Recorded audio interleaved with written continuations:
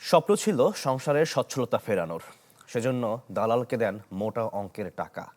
কিন্তু গ্রিসে পৌঁছানোর আগেই ভয়ঙ্কর সমুদ্র যাত্রায় থমকে যায় সব। নিখোঁজের খবর আসে সুনামগঞ্জের 5 জনের। এরপর থেকেই অপেক্ষায় দিন কাটছে স্বজনদের। উন্নত জীবনের স্বপ্নে উত্তাল সমুদ্র যাত্রা। 25 জনের ধারণ ক্ষমতার নৌকায় গাদাগাদি করে তোলা হয় 42 জনকে। গন্তব্য লিবিয়া থেকে গ্রিস, কিন্তু মাঝপথে দিক হারিয়ে বিচ্ছিন্ন হয় যোগাযোগ। খবর আসে নিখোঁজের। সেই তালিকায় রয়েছে সুনামগঞ্জের 5 যুবক। তাদের একজন শান্তিগঞ্জ উপজেলার চিকারগান্দি গ্রামের মামুন খান। দালালের হাতে মোটা অঙ্কের টাকা দিয়ে পাড়ি জমান বিদেশে, কিন্তু গত 3 আগস্ট নৌকায় ওঠার পর থেকেই আর খবর পায়নি পরিবার।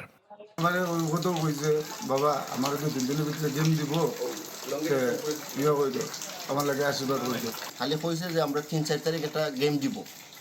দালালের সাথে মাত হয়েছে, দালালে কইছে যে তার গেম সাকসেসফুল। নগদ নিয়ে এলো হার না মানা হার অফার। সর্বনিম্ন 10,000 টাকা রেমিটেন্স নগদে পাঠালে থাকছে স্বর্ণের হার জেতার সুযোগ। একই অপেক্ষা হৃদয়, রিপন, এনাম ও সাব্বিরের পরিবারে।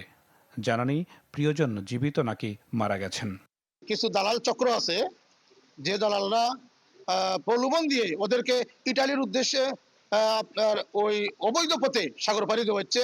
আমাদের পাশের বাড়ির রিপন, এনাম সব নিখোঁজ, তাদেরকে আমরা চাই। এ নিয়ে কোনো অভিযোগ না পেলেও বিষয়টি খতিয়ে দেখার কথা জানিয়েছে পুলিশ। আর উপজেলা প্রশাসন বলছে নিখোঁজের বিষয়টি ঊর্ধ্বতন কর্তৃপক্ষকে জানানো হয়েছে।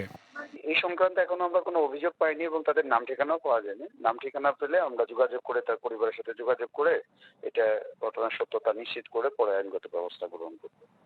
জেলা প্রশাসক স্যারকে অবগত করেছি এবং আমাদের যে জেলা জনশক্তি ও কর্মসংস্থান ব্যুরো কার্যালয় আছে তাদেরকেও অবগত করা হয়েছে। এটি আমরা পরবর্তীতে আবার দূতাবাসের মাধ্যমে এটির বিষয়ে আমরা আবার পরবর্তীতে খোঁজ খবর নিব আর কি, প্রয়োজনীয় ব্যবস্থা গ্রহণ করব।